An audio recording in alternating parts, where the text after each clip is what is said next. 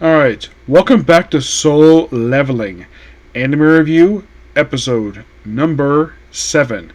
We're reviewing 6 episodes of the series. Yeah, because I got done about 4 episodes last night and like 2 episodes today.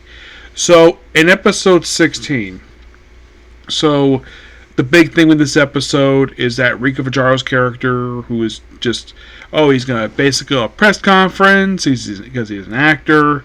Like, I'm a hunter, and then here comes Jiwa just walking the front door because he has business. And, well, then he tests his ability out, and he's confirmed as the 10th ever. He's confirmed as an S-rank hunter, and then, of course, don't go out that door. And then he walks outside, and the press conference immediately picks this out the fact, yes, GY has officially been named the 10th S-rank hunter in South Korea. I say South Korea, this is, I guess he is Korean, but this is South Korea because it's not North Korea because North Korea is communist. Still to this day, that country is communist. It's been communist since like the frickin' 40s. Yes, so, and they mentioned he's the first new S rank in 2 years. They will show his abilities too. He gets a brand new card, of course. He previously got reread. He got basically reevaluated thanks to his player skills. They got so powerful. So, and then afterwards, he's an S rank now. So then, of course, like, everybody's shocked the fact, even his sister shocked the fact he's officially been named, it's called Retesting Rank Arc. And it's essentially put this episode. It covers roughly 6 chapters of the Webtoon novel. And the Webtoon in just 1 episode. Yes. And then pretty much basically... And then we have basically where, before he gets a license, Jinhua becomes a minor, and in this 2-parter, he meets the woman who he's become very close with for the first time. Yes, that's the big noteworthy thing about this arc. He meets Cha Ha-in. Yes, he meets her for the first time, this gorgeous woman, who is voiced by Michelle Rojos. Yes, he meets her for the first time. Of course, she doesn't. This, of course, basically is, I think, before he got officially recognized as S-rank hunter. He officially got a level after this. So, he goes on mining expedition, and of course, basically, well, he's there, and while he's there, first he goes in, no problem, and of course he becomes a carrier for a particular group, and then, of course, basically, he shows off his abilities with an orc army. Yes, an orc army. Which, of course, basically, everyone's like, you have this shadow army he summons out of nowhere. Basically, by the way, he does get permission from the captain to do this. Mm-hmm. Yes, he does. Mm-hmm.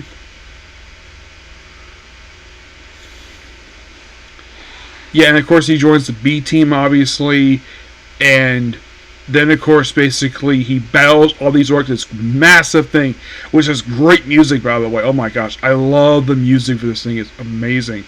By the way, the king of these orcs, he's known as Kargalin. He's voiced by a guy named Jay Bavin. I have no idea who that guy is, but he's interesting. Though when he's defeated, he becomes a guy called he becomes basically Tusk. Because it's renamed, obviously, because he revives basically the orcs. And they have to work everybody off, and then, of course, they get the org, and Chiwa is there with the freaking pickaxe, and witnessing, basically, Jiwa's ability. She's shocked the fact, basically, he's this strong. And then, of course, right after this, you think, like, is that when the whole public thing became, basically, where he's basically recognized S-rank? Well, that happened before this, and then of course he goes to the dungeon. He goes back to the dungeon. He basically spends the next 3 episodes in. Yep, he says he's gonna be gone for a week. He's gonna get basically the elixir of life to basically wake up his mom, and goes to the floor. And then of course it's now the shadow basically. Of course, he gets much experience per se. He's loot, but then someone get eliminated by these demon knights.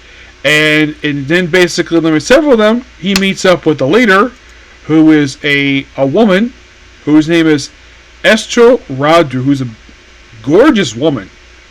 Yeah, and despite the fact she's referred to as a demon, probably because the markings on her face, I look at her like she's an elf.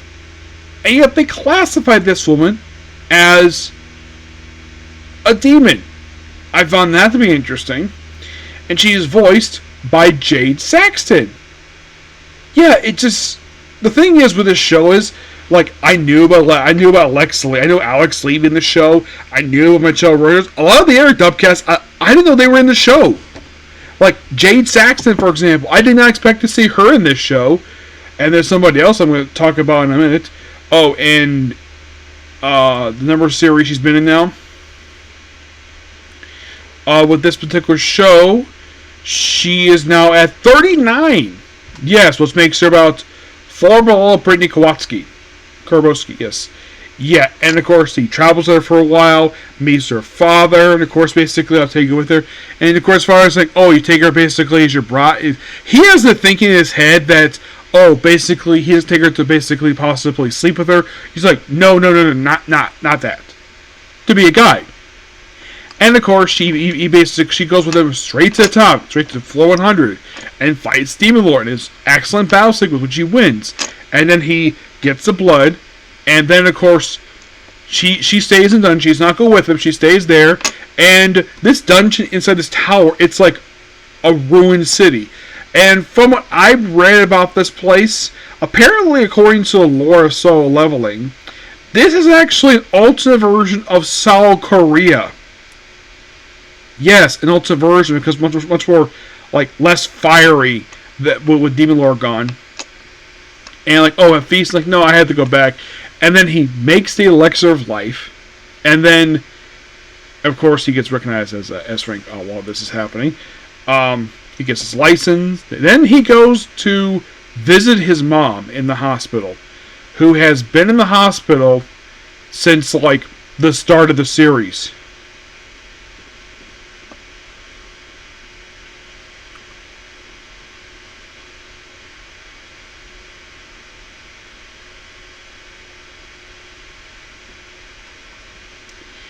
Yeah.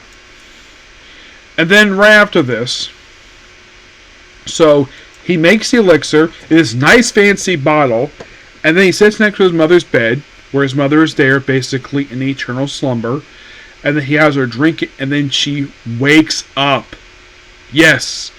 And she wakes up, sees her son, and she mentions, how long has it been? 3-4 years? It's like, oh, you've gotten so handsome, my boy. Later on, basically, she does reunite with basically Jiwa's sister. By the way, she is voiced by Colleen Clickenbeard. Yep. Colleen Clickenbeard voices the mother of the main character of the show. Yeah, and this is also the 36th series I've heard her in. Yes, the last one was actually Camp for Cooking Up World with my absurd skill. Also, a little fun factor with this one. This is also, believe it or not, the second ever series I come across where Colleen Clickenbeard is the voice of the mother of the main character. The last time this happened was actually in Beginning After the End.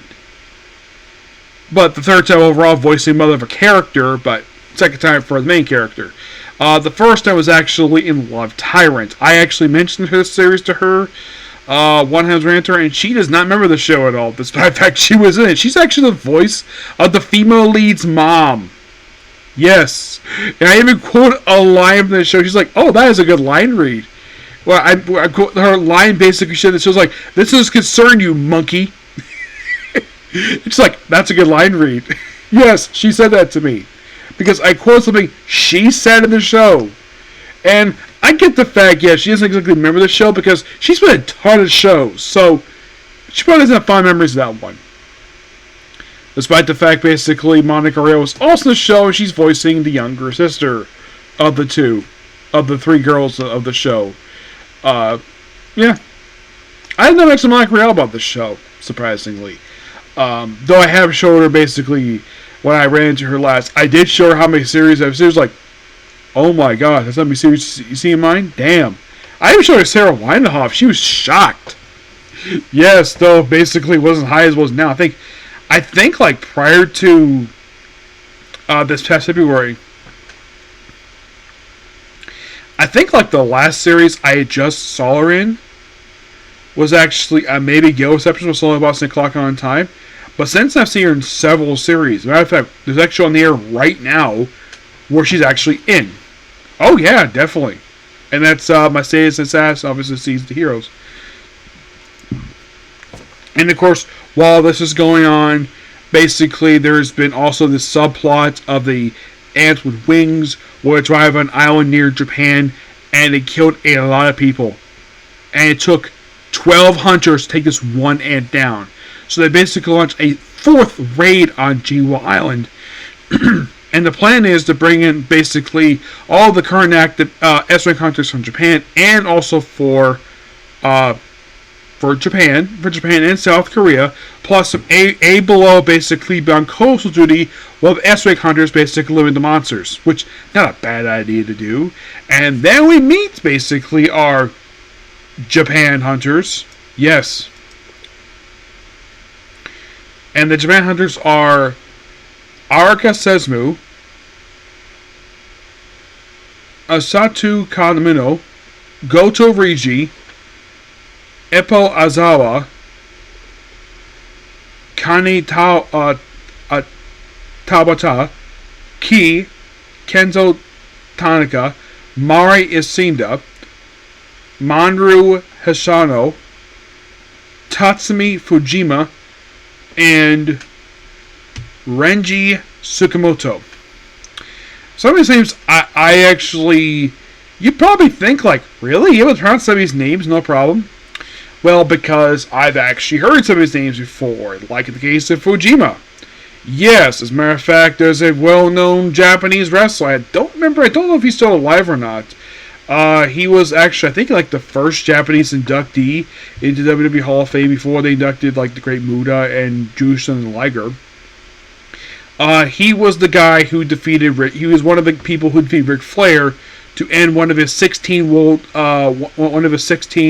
world championships. Yes. He was, I think it was also at that point the IWG, I think he was also, no, he was the NWA World Heavyweight Champion and also the WCW World Heavyweight Champion at that point in time. And I think he also, at that point, was also with a former IWGP Heavyweight Champion. I think it was like the second belt, maybe at that point, because I think I remember basically I saw a picture of him with the belt. So, in the case of middle ones, Sugimoto, well, it's easy to pronounce. Goto, because basically I've heard it a few times. Azawa, basically My Hero Academia. So, some of the names are easy to pronounce, some are not. Heck, sometimes I have difficulty pronouncing names in this show. For characters who are Korean. Yes. It's just, I'm not going to necessarily criticize, basically, if anybody mispronounces these names per se.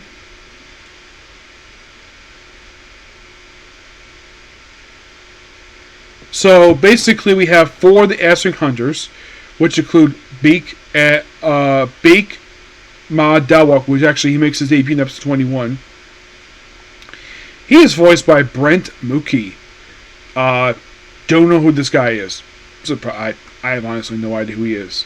You have him, Lem, Cha, basically 4 people in this team, and then 4 Japanese S-Rank hunters, basically. Oh, they do briefly mention, he does not he doesn't speak in the episode, a guy named Thomas Andre. Yes, he is an American S-Rank hunter who does make a debut in the episode, but he does not speak. You're like, really? Yeah, for some reason, they don't have a credible dub actor for him just yet. Yeah, so that's kind of the thing with that one. But not much else to say. I did enjoy these episodes. We're getting real lot of excitement here. We're getting very close to wrapping up the series right now until whenever they say do season 3. I have heard season 3 has been confirmed, but no release date for it yet. Yeah, the estimated release date I've heard for it is either going to be 2027 or 2028.